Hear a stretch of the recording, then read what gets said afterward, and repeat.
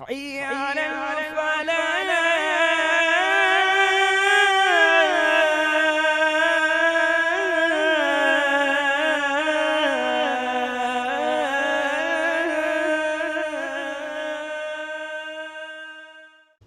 میرے پیارے آقا صلی اللہ تعالی علیہ وسلم کے پیارے دیوانوں، ایک دفعہ ایک شخص بارگاہ رسالت صلی اللہ تعالی علیہ وسلم میں حاضر ہوا اور کہنے لگا کہ میں اسلام قبول کرنا چاہتا ہوں، لیکن مجھے آپ جھوٹ، شراب، زنا، بدکاری، بے حیائی اس کی اجازت دے۔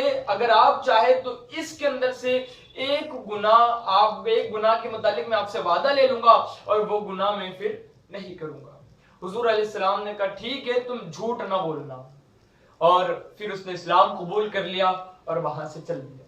جب لوگوں نے شراب اس کے پاس پیش کی تو کہنے لگا کہ حضور علیہ السلام جب مجھ سے پوچھیں گے کہ کیا تم نے شراب پی، اور میں اگر نہ کہوں گا تو جھوٹ ہوگا، اور حضور علیہ السلام سے میں نے جو وعدہ کیا تھا اس کے خلاف ورزی ہوگی۔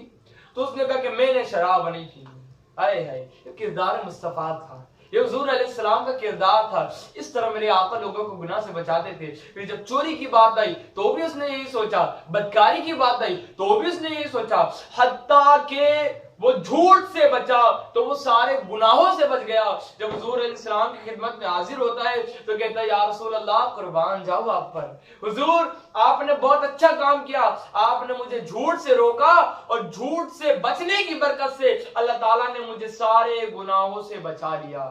تو میرے پیارے آقا صلی اللہ علیہ وسلم کے پیارے دیوانوں، اس طرح اگر ہم بھی جھوٹ بولنا بند کر دے، جھوٹ سے بچے رہے، تو انشاءاللہ تعالیٰ پوری زندگی بھر ہم گناہوں سے بچتے رہیں گے، اور پھر جب ہم اس دنیا سے کچھ کر جائیں گے تو ہمارا نام اعمال میں نیکیوں کے سوا اور کچھ بھی نظر نہیں آئے گا۔ اللہ تعالیٰ ہمیں جھوٹ سے بچنے کی، سچائی پر قائم و دائم رہنے کی توفیق عطا فرمائے۔